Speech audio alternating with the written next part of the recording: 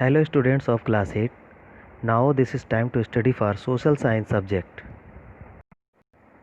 Students, इस chapter के first video में हमने इस टाइमलाइन को रीड किया था जिसमें डिफरेंट इवेंट्स मॉडर्न एज और मिडीवल पीरियड में दिखाए गए थे।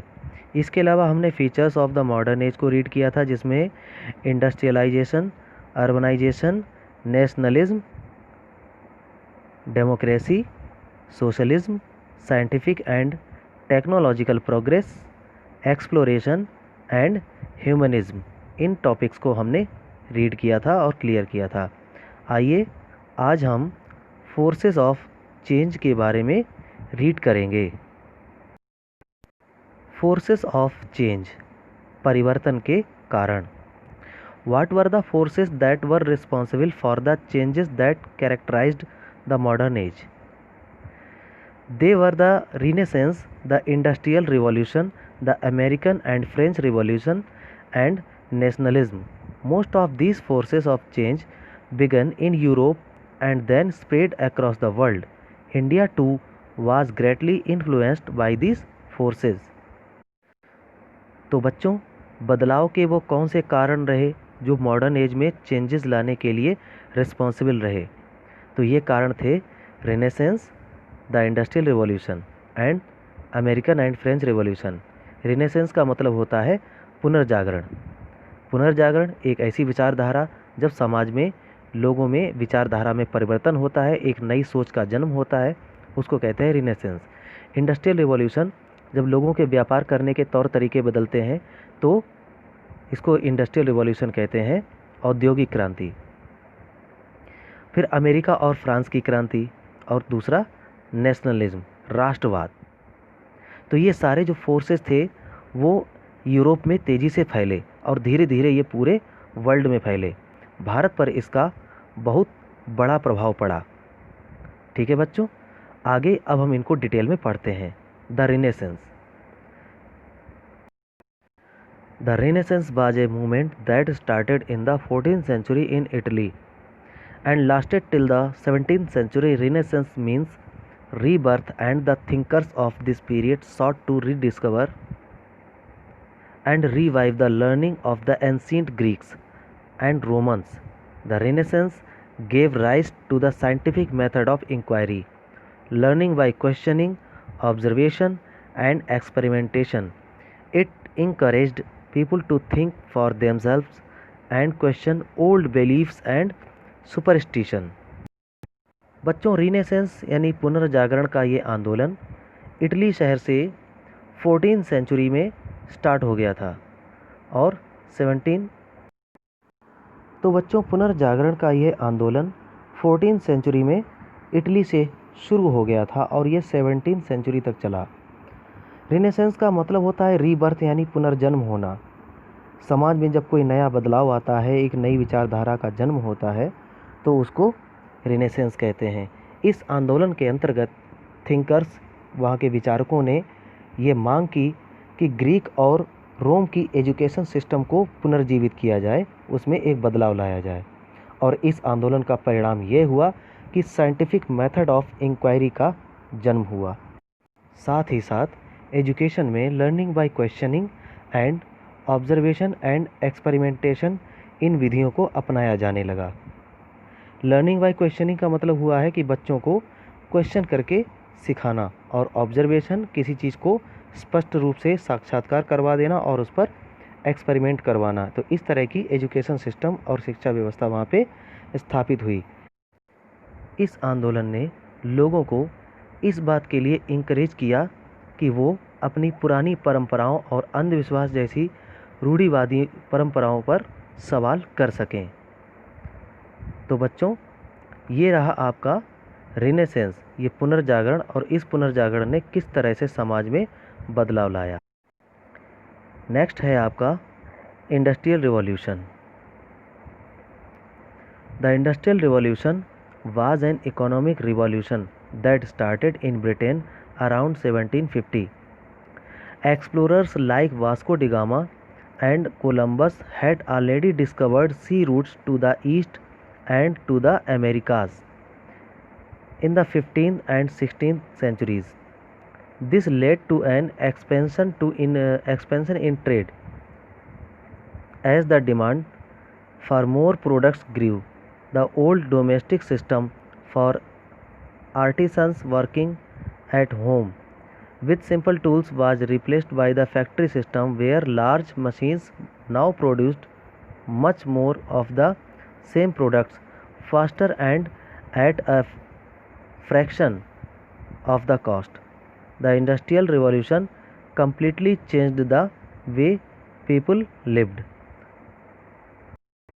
इंडस्ट्रियल रिवॉल्यूशन से क्या चेंजेस आए? इंडस्ट्रियल रिवॉल्यूशन एक तरह का इकोनॉमिक रिवॉल्यूशन था, एक आर्थिक आंदोलन था जो ब्रिटेन में 1750 में स्टार्ट हुआ था। जो एक्सप्लोरर थे, जिनको कहते हैं खोजी, नई नई जगहों की खोज करने वाले, नए नए रास्तों की खोज करने वाले, वास्को डी गामा और कोलंबस, इन्होंने 15th सेंचुरी से 16th सेंचुरी तक कुछ सी रूट्स डिस्कवर कर लिए थे जो ईस्ट के कंट्रीज़ की तरफ जाते थे। इन रास्तों की खोज होने की वजह से व्यापार में वृद्धि हुई।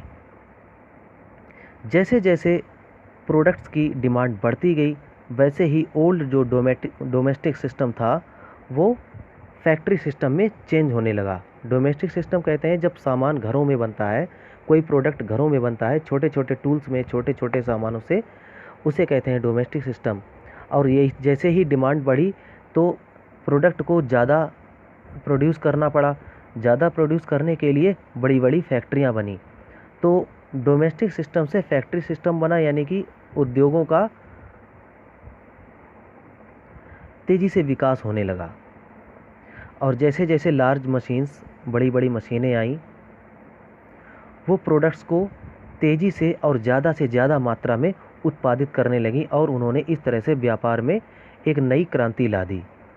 तो ये रहा इंडस्ट्रियल रिवॉल्यूशन जो कम्प्लीटली लोगों की लाइफ में चेंज लाया, एक बड़ा सा परिवर्तन लाया।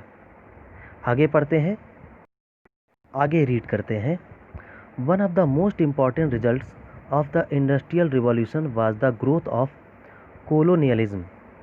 The factories were producing goods on a large scale. For these goods to be sold, a large market was needed. The factories also needed raw materials like raw cotton, iron ore, and coal on a large scale. This prompted Britain and other European countries to search overseas for colonies as a market for the finishing goods and as a source of raw materials. Industrial revolution का जो सबसे important result था वो था colonialism. Colonialism क्या होता है? ये होता है उपनिवेशवाद। जब कोई कंट्री किसी प्रोडक्ट का प्रोडक्शन लार्ज स्केल पे कर रहा है, बड़े पैमाने पर कर रहा है और उसे बेचने के लिए एक बड़े मार्केट की ज़रूरत है, तो क्या होता है कि एक देश दूसरे देश में अपनी मार्केट को इस्टेब्लिश करता है, समझ गए? और फिर उस सामान को और ज़्यादा बनाने के लिए उसको रॉ मटेरियल की ज़रूरत पड़ती है, कच्चे माल की ज़रूरत पड़ती है, जैसे कि कॉटन है, आयरन है, और है, कोयला है, बाकी और सारे सामान की ज़रूरत पड़ती है, तो वो दूसरे कंट्री से मंगाता है। तो इससे इंपोर्ट और एक्सपोर्ट को भी बढ़ावा मिलता है। तो इस तरह से ब्रिटेन और यूरोपियन कंट्रीज़ को दूर दूर के देशों में अपना मटेरियल, अपना गुड्स बेचने के लिए और रॉ मटेरियल को प्राप्त करने के लिए नए नए देशों की खोज करने की प्रेरणा मिली। The American and French revolutions and nationalism. America और फ्रांस की क्रांति और राष्ट्रवाद। आइए रीड करते हैं। The American and French revolutions and the ideals of liberty, equality and fraternity they adopted changed the lives of millions of people across the world. They inspired the people of many countries to rebel against domination and exploitation and to fight for freedom and democracy. These revolutions led to the growth of another powerful movement in 19th century Europe, nationalism. Nationalism is a strong feeling of love, pride and loyalty that people have for their country inspired Indians in the late 19th century to fight for independence from British rule. तो America और France की क्रांति से प्रेरित होकर दुनिया भर के लाखों लोगों ने स्वतंत्रता, समानता और भाईचारे की भावना को अपनाया और अपने जीवन में बदलाव लाया। और इनसे प्रभावित होकर दुनिया भर के कई देशों को शोषण के खिलाफ और लोकतंत्र व स्वतंत्रता के लिए आवाज़ उठाने की प्रेरणा मिली। इसी रिवॉल्यूशन से यूरोप में एक शक्तिशाली आंदोलन का जन्म हुआ, जिसे कहते हैं राष्ट्रवाद। राष्ट्रवाद प्रेम, गर्व और वफादारी की एक मजबूत भावना होती है जो देश के लिए, देश के लोगों में होती है। और इसी राष्ट्रवाद की भावना से प्रेरित होकर भारतीयों ने अंग्रेज़ों के खिलाफ लड़ाई लड़ी और अपने देश को 19th सेंचुरी में आज़ाद करा लिया था। तो इस लड़ाई में हमारा देश ब्रिटिश रूल से इंडिपेंडेंट हुआ था। तो बच्चों, यहाँ तक आपने इस चैप्टर को पढ़ा, अच्छे से समझा, और मैं आशा करता हूँ आपको ये समझ में आया होगा। अगर आपको किसी तरह का कोई डाउट या कोई प्रॉब्लम होती है तो आप लोग हमसे पूछ सकते हैं व्हाट्सएप पर मैसेज करके, वीडियो या ऑडियो कॉल करके। ठीक है बच्चों, तो आगे हमारा जो लास्ट वीडियो होगा वो इस चैप्टर को बिल्कुल कंप्लीट करेगा। तो अगला वीडियो जो भी आएगा वो उस वीडियो के साथ में ये चैप्टर आपका बिल्कुल कंप्लीट हो जाएगा। तो नेक्स्ट हम शुरू करेंगे अगले वीडियो में India in the modern world से लेकर। ठीक है बच्चों, तब तक के लिए बाय, टेक केयर।